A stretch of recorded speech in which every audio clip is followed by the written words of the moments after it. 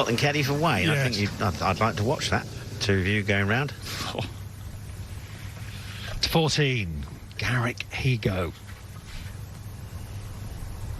A lot of punch shots out there so far.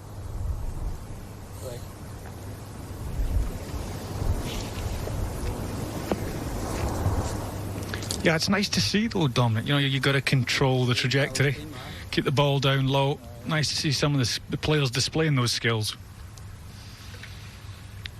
Up ahead to the 15th, Scott Hend to move to -2.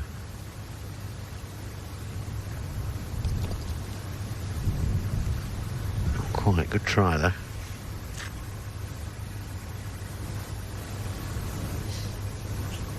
Good little run to start the back nine for the Aussie. 3 birdies in 4 holes from the 10th. This is Jazz Jane Watananon playing with Higo.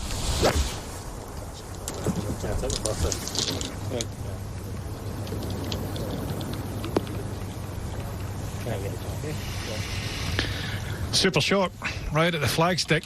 Throwing the dart in there. It's been a difficult one for some of the players to judge with the breeze. Weather's warming up. Shirt sleeve order for Padraig Harrington, who would have been leading the European Ryder Cup team into battle at Whistling Straits this week, but for the COVID pandemic.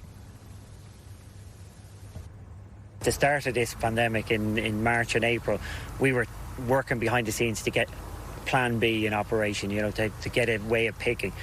Obviously, by the time May came around, there was a lot of difficulties, and it was becoming inevitable that this thing was going to be postponed. But there was stress and pressure waiting for that. But when it got postponed, it was a relief. And since then, I haven't thought about it at all up until last week. When I was tweeted out about it and saying that, well, who would you pick? Because I was sitting down looking at who I would have picked at this time, not for next year, for this year. And obviously, just out of curiosity, I was wondering who would have made the team this year. And obviously, you know, outside of that, and you asking me these questions this week, really I haven't thought about much, and I won't for the next couple of months either. You know, I'll keep an eye on who's playing and who's playing well, but come January, when the points start again, we'll get back into it. We've a full 8.5 months of qualifying there to pick a team, and it should give us a good balance, which this year we couldn't have done it. We just couldn't have figured out how to pick a team.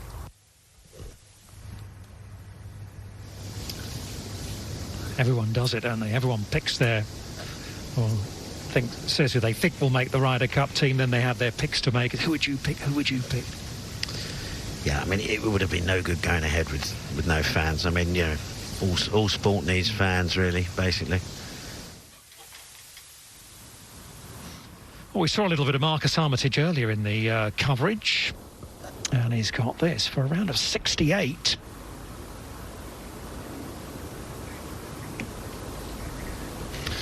That's a shame. He just bulleted it by the left side.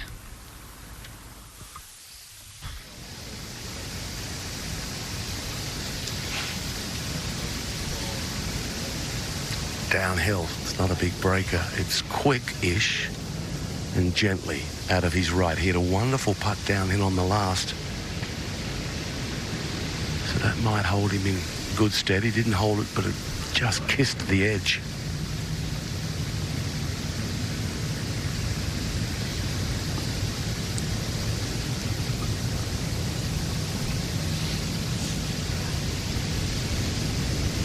Baffled-looking Padraig Harrington.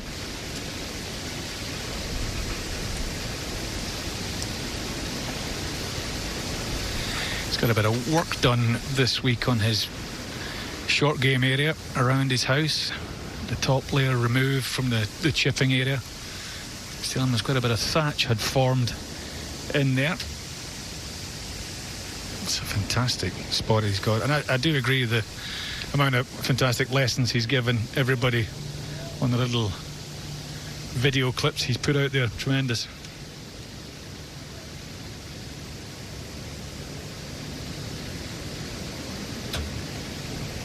This green tilts gently from back to front, but there's a couple of little plateaus that flatten. Now this is certainly out of the left, but it isn't a lot.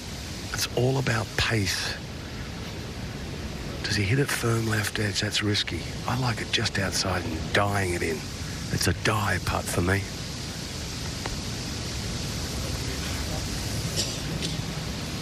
Yeah, well done, John Catlin.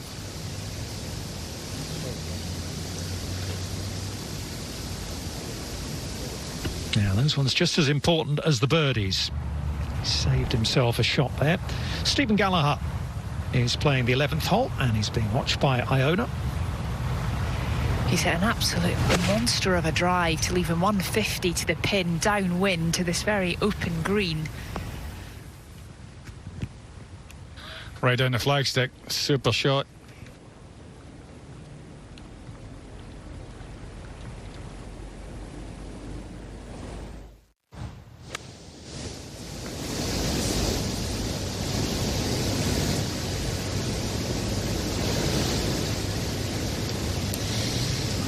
That's going to be frustrating for Justin Harding. Did everything right, except the last bit, the important bit, get it in the hole. Yeah, it's tricky. Look, it's just the luck of the draw. I think it's a few little idiosyncrasies in the greens, little anomalies in the greens caused by the player late in the day. They'll get the great greens first thing tomorrow morning, of course. Yeah, well judged by Higo at the 14th. Should guarantee his part. Harrington, meanwhile,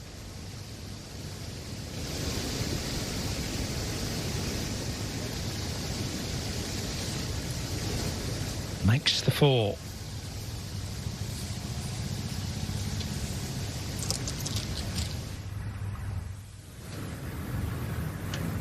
After the phenomenal tee shot at the 14th birthday putt for Jane Watson around. Close.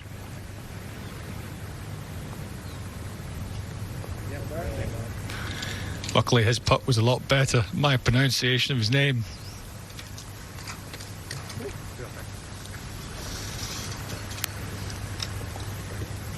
Thought I'd got away with it. God loves a trier, Andrew. Well done. Dean Burmester and Jordan Smith are tied for the lead on day one of the Dubai Duty-Free Irish Open here at Galgorm Castle. Both opening with rounds of 65. Burmester made a double bogey at 17. Otherwise, he would have had a 2-shot lead. Toby Tree round in 66. He's in good shape. James Sugru, last year's amateur champion, has also had a great day out there. Catlin going along nicely. The man who won 3 weeks ago at Valderrama in the Estrella Andalusian Masters, fending off a challenge from Germany's double major champion Martin Keimer. That's looking back towards the 14th tee. I hope you had a mask on when you were pronouncing that name, Andy. It sounded like it, didn't it? 181, and it's another par 3 that's, well, it's a big old wide green, and the green isn't as deep as the width of the green. There's a yawning bunker short right. 181 today with the wind hurting out of the left. So stuck between two clubs. The air is heavy now and it's cold. Stuck between a 5 and a 6. It's a 6.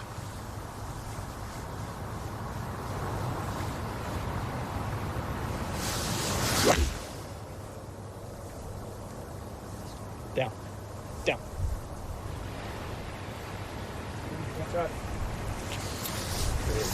Yeah, good shot. That's fine. Well played. Drop back a couple of holes to the other par 3 on the homeward 9. 12th and Biergaard.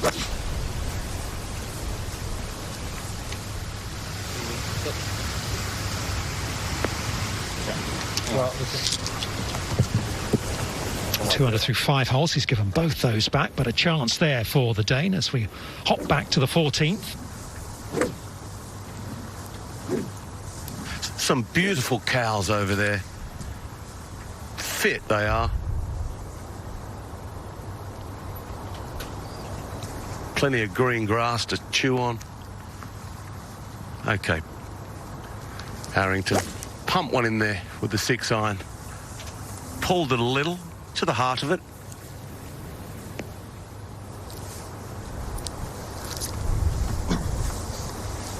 No drama. Yeah, Done. 10:30. It's on the green. Outside chance for a 2. I like something straight at it, just turning Well, it. he'll certainly give it a scare. Yeah, busy little spot here. 5th green over there. Catland and Podrag both draw the ball with a left to right breeze. This boy doesn't.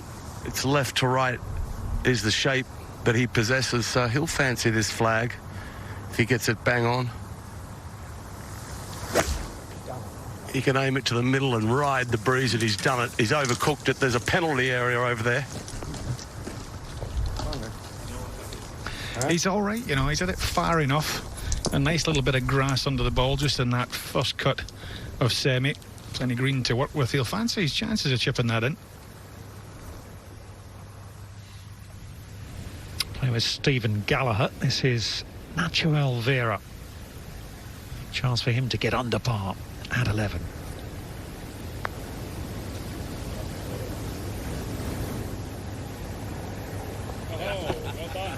Sensational putt from Nacho Elvira.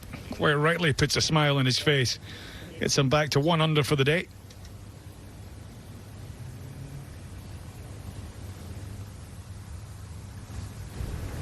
Oh, another look at it through the moving shadow, which just can easily just throw your focus off a bit. Oh, dead centre. Smacked into the middle of the cup. Don't know about you, Don. It's getting a bit warm in here. I'm going to take a sweater off. It is very toasty warm. Gallagher.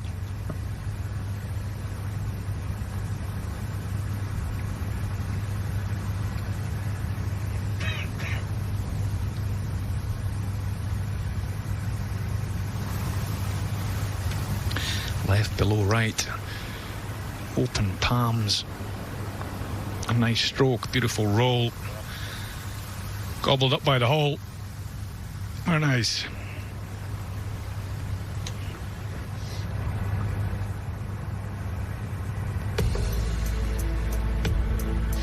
Rickard Karlberg, the Swede who won the Italian Open, he actually beat Martin Keimer in a playoff to win that title.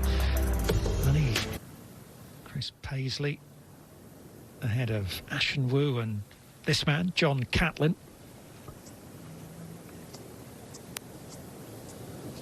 I like the mentality, though, Andrew. You know, he got the wonderful win at Valderrama, but he says, I want more. I want to win again before the season's out. Oh, well, winning certainly breeds winning. It's a lovely feeling, and once you know you can do it, you want to kick on, that is for sure.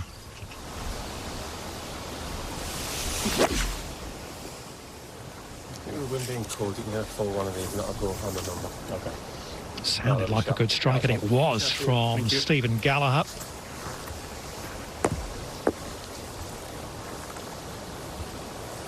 Probably getting a little bit cooler out there, Dominic, later on in the day. Temperature maybe starting to drop a bit.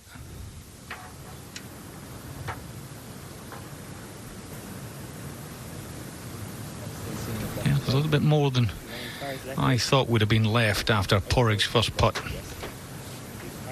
think I go a little less. Yeah? Yeah. I guess just maybe the sign of a little bit of rust, which is only to be expected. He played in a Pro-Am, didn't he, a couple of weeks ago, I think, which was the first time literally he had a card in his hand in 6 months. Makes his par there, though. And he did say it was quite a strange feeling to, you know, get a pencil and card back in hand.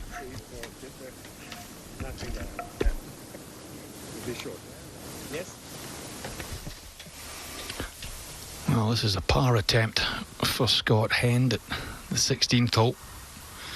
Out of position off the tee. Hold your line. Oh, he's done it. That's beautiful. Beautiful putt. Nicely done. It's amazing how much brisker you walk when the ball finds the bottom of the cup, isn't it?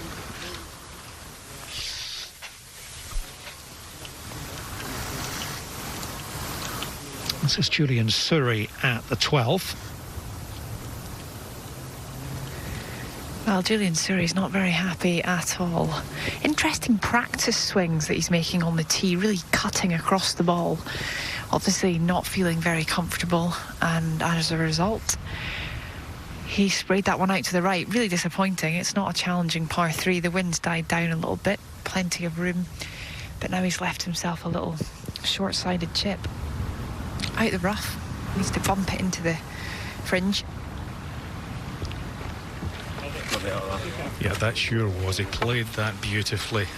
Just a nice little rhythm. Yeah, doesn't look too enamoured with it, but it was a lovely bit of touch of skill from around the side of the green. 15th green, Joost Luiten for a birdie 3.